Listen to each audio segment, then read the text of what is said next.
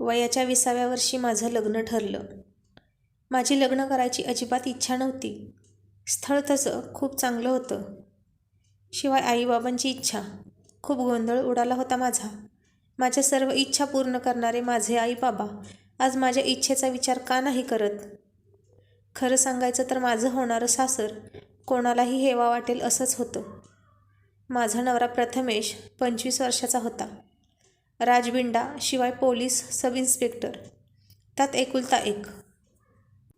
सासू सासरे असे छोटेसे कुटुंब. लग्न डिसेंबरला ठरलं, तारीख मार्चची निघाली. किती लवकर करतात माझं लग्न या विचारांनी आईबाबांचा फार राग यायचा. त्याहून जास्त राग त्या प्रथमेशचा येत होता, ज्याने बघताच मला होकार दिला. लग्न ठरल्यानंतर 3ऱ्या दिवशी त्याचा मला फोन आला. काय बोलावे मला काहीच कळत नव्हते. तेच बोलत होते. तसे ते बोलण्यावरून खूप समजूतदार, बोलके, प्रेमळही वाटले. तरीही मला वाटायचं, एका बोलण्यावरून कधी कोणाचा स्वभाव कळतो का? त्यांनी मला लग्नाविषयीची माझी इच्छा विचारली आणि मी स्पष्ट सांगितलं, मला नाही करायचं इतक्यात लग्न. मी तुम्हाला कसलीच ओळखत नाही. आईबाबांची इच्छा म्हणून मी होकार दिला. त्यानंतर आमच्यातलं बोलणं मी आईला सांगितलं. ती खूप चिडली आणि तिने प्रथमेशला फोन केला. मी केलेल्या मूर्खपणाची माफी मागितली. खरं तर माझा त्यांना दुखावण्याचा मुळीच हेतू नव्हता. मी फक्त माझ्या फिलिंग त्यांना सांगितल्या. माझा जो काही गोंधळ उडाला होता तो त्यांना कळायला नको का? 2ऱ्या दिवशी प्रथमेश मला भेटण्यासाठी घरी आले. मी घरात साधा ड्रेस घालून बसले होते. दारावर बेल वाजली. आई कामात होती. दरवाजा मी उघडला तर दारात गॉगल लावून हे महाशय उभे. फारच रुबाबदार आणि हँडसम दिसत होते. त्यांना बघितल्यावर मी आईला आवाज दिला. आई बाहेर आली की झाली तिची पाहुण्यांचं आदरातिथ्य करायला सुरुवात. अरे या या, बसा ना, असं म्हणून तिने त्यांना पाणी दिलं आणि माझ्यावर ओरडली. आधी ते कपडे चेंज करून ये. मला फार राग आला. आता हे काय? हे कधीही येणार, मग मी काय साडी नेसून बसू का घरात? मग नशीब तेच म्हणाले, आई राहू द्या, काही हरकत नाही. मी असं अचानक आलो. खरं तर माझं चुकलं. मी आधी सांगायला हवं होतं. त्यावर आई म्हणाली, अहो असू द्या हो, त्यात काय, तुमचंच घर आहे. आता हे. आईने विचारलं, कसं काय येणं केलं? त्यावर ते म्हणाले, तुमची हरकत नसेल तर मला माधवीसोबत बोलायचं आहे. आई म्हणाली, माझी हो हरकत कसली? तुम्ही दोघे बोलत बसा, मी चहा बनवून आणते. तितक्यात प्रथमेश म्हणाले, आई चहा घेत नाही मी, कॉफी कराल? मला थोडं आश्चर्य वाटलं, कारण मलाही चहा नाही, कॉफीच आवडते. तसा माझाही स्वभाव मोकळाच होता, पण न जाणे का मला त्यांच्यासमोर मोकळा होताच येत नव्हतं. मी अजूनही दारातच उभी होती. ते हसून म्हणाले, तुझेच घर आहे माधवी, आत ये. मी दरवाजा बंद करून थोडी आत आली. माझी काहीही बोलण्याची हिंमत होईना. मग काय, तेच बोलले, तुमच्या घराला गच्ची आहे? मी हो म्हटलं. मग त्यांनी आपण गच्चीवर जाऊन बोलूया असा हुकूमच सोडला माझ्यावर. संध्याकाळची वेळ होती. आजवर या घरातील प्रत्येक संध्याकाळ मी गच्चीवरच घालवली होती. सूर्यास्ताची वेळ तर माझी आवडीची. यावेळी आकाशात होणारे रंगांचे बदल मला फार आवडायचे. आजवर माझी सगळी सुखदुःख, आयुष्याचे महत्त्वाचे निर्णय मी याच रंगांच्या साथीने घेतले होते. ज्या दिवशी लग्न ठरलं त्या दिवशीसुद्धा मी इथे आले होते. त्यानंतर आम्ही गच्चीवर गेलो. प्रथमेश म्हणाले, किती सुंदर वाटते ना ही वेळ, मला फार आवडते. संध्याकाळ झाली की असं गच्चीवर येऊन आकाशात रंग बदलणारे पाहायला. मी आश्चर्याने त्यांच्याकडे पाहतच राहिले. किती साम्य होतं आमच्या दोघात. ते म्हणाले, काय झालं, अशी का बघत आहेस? मग मी नजर खाली केली. अच्छा, ते सगळं जाऊ दे. मी ज्या कारणासाठी आलो आहे ते बोलू. मी विचारलेल्या प्रश्नांची खरी खरी उत्तरं देशील? मी हो म्हणाले. त्यावर त्यांनी विचारले, हा सांग, तुझे जबरदस्ती लग्न करण्याचे कारण मी आवडलो नाही का तुला? मला काय उत्तर द्यायचं हे सुचेना. मी म्हणाले, मला नेमकं नाही सांगता येणार. बरं मग तुला दुसरं कोणी आवडतं का? मी म्हणाले, हो, सलमान खान. त्यावर ते जोरजोरात हसू लागले आणि म्हणाले, छान छान, छान आहे हा तुझी आवड. पण वेडाबाई, तो फार मोठा आहे ग तुझ्यापेक्षा. आणि इकडे माझ्याकडे बघ, मी काही त्याच्यापेक्षा वाईट नाही. माझे सगळे मित्र मला सलमानच बोलतात. मी तोंडातल्या तोंडात पुटपुटले. किती गैरसमज स्वतःबद्दल. त्यांनी ते ऐकलं आणि म्हणाले, हो, गैरसमज तर आहेच आणि स्वतःवर विश्वास तर त्याहून जास्त. आता माझं मन मला काय सांगत आहे सांगू? आपलं लग्न होणार, 100% होणार.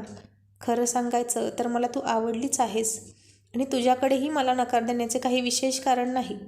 पण मी सांगतो, तू अजूनही लहान आहेस. अचानक ठरलेल्या लग्नामुळे गोंधळली आहेस. आई वडील नेहमीच आपलं भलं करतात. त्यांच्या निर्णयावर कधीच शंका घेऊ नकोस. मी आजवर खूप चांगला मुलगा, चांगला मित्र बनलो आहे. मला खात्री आहे की मी खूप चांगला पतीसुद्धा होईल आणि खरं सांगू, मला खूप आवडेल तुझ्या अशा गोंधळलेल्या प्रवासाचा साक्षीदार व्हायला. मी शांतपणे त्यांचं म्हणणं ऐकत होते. तितक्यात आईने कॉफी आणली. मला गरम गरमच कॉफी आवडते. सवयीप्रमाणे मी कप उचलून ओठांना लावला. थोडा पिऊन कप खाली ठेवला. त्यांनी तोच कप उचलून स्वतःच्या ओठांना लावला. मी पटकन म्हणाले, प्रथमेश, तो कप माझा उष्ट आहे. त्यावर ते म्हणाले, हो का? तरीच म्हटलं, कॉफी याआधी कधीच एवढी टेस्टी लागली नव्हती. मी लाजून लालबुंद झाले. त्यांची नजर चोरून खाली उतरणार तितक्यात त्यांनी माझा हात पकडला आणि किस करत म्हणाले, काय मग, होकार ना? मी त्यांच्याकडे पाहून शहारले आणि मोठ्याने ओरडून बोलले, नाही म्हणजे नाही, आणि तिथून पळ काढला. त्यानंतर ते खाली उतरून आले. आईचा निरोप घेऊन निघाले.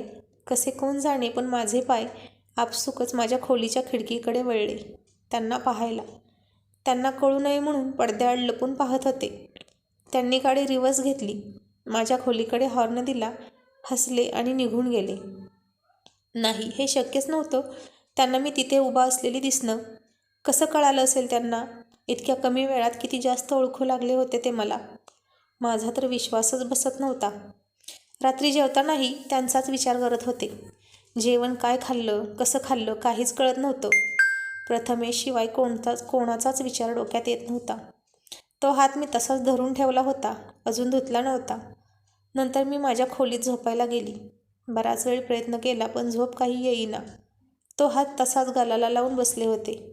मग पुस्तक वाचायला घेतलं तरी प्रथमेश समोर दिसत होते. तितक्यात फोन वाजला. प्रथमेशचा होता. मी उचलून फक्त कानाला लावला. कदाचित मी त्याच फोनची वाट पाहत होते. समोरून ते म्हणाले, माझा विचार करत आहेस ना? मी नकळत हो म्हणाले. नंतर नाही म्हणाले. मी का करू तुमचा विचार? माझ्याकडे करण्यासारखी आणखी पुष्कळ कामं आहेत. ते म्हणाले, अच्छा हो का? मग तो हात का अजून धरून बसले आहेस आणि धुतलाही नाहीस ना अजून? मी चक्रावून गेले. यांना कसं कळालं? आणि मगाशी मी जाताना पडद्याआडून मला पाहत का होतीस? माझी तर आता बोलतीच बंद झाली होती. पुढे ते म्हणाले, माधवी, मगाशी कॉफी पिताना तू माझं नाव घेतलं. खूप छान वाटलं तुझ्या तोंडून माझं नाव ऐकायला. पुन्हा एकदा बोल ना. मी पटकन म्हणाले, नाही, काहीही काय? ते रिक्वेस्ट करू लागले. माझी रिक्वेस्ट आहे, बोल ना, प्लीज प्लीज.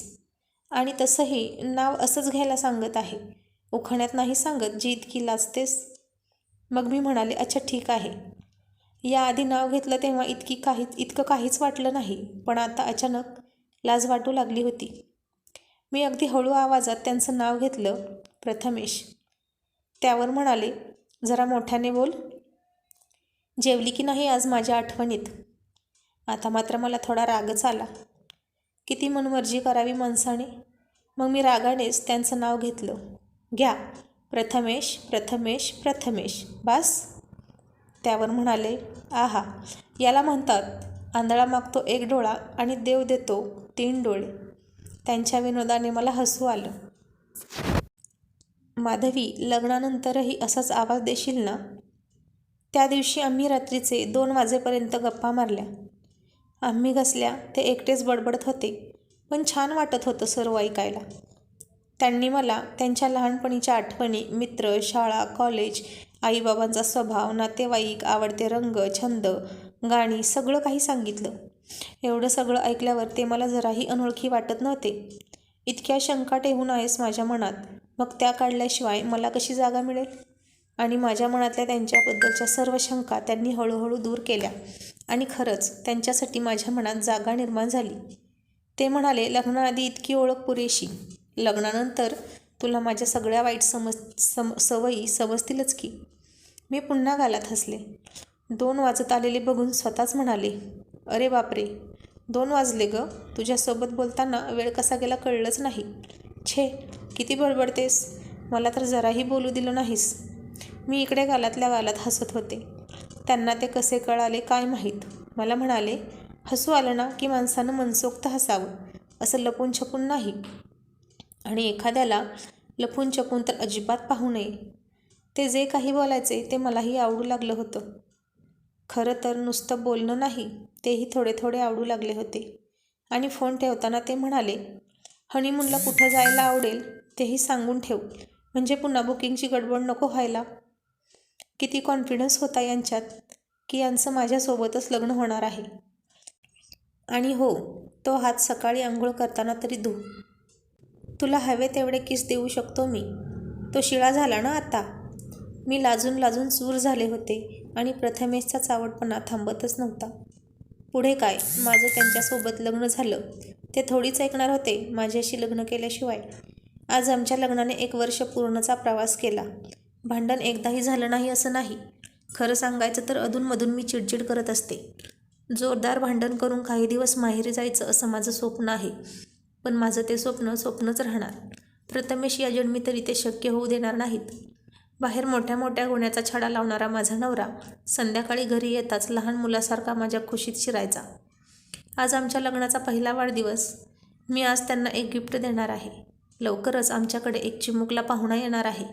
मी प्रथमेशच्या बाळाची आई होणार आहे हे कळल्यावर त्यांची जी काही प्रतिक्रिया असेल ती पाहण्यासाठी खूप अधीर झाली आहे मी. मला बालिश म्हणणारा माझा वेडा नवरा स्वतः एखाद्या लहान मुलापेक्षा कमी नाही. लग्न करून आल्यावर मी मोठी होत गेले आणि ते लहान. गरोदरपणात त्यांनी मला फुलासारखं जपलं. आम्हाला मुलगी झाली आणि आता काय, 2 पिले सांभाळताना माझी भारी दमछाक होत होती.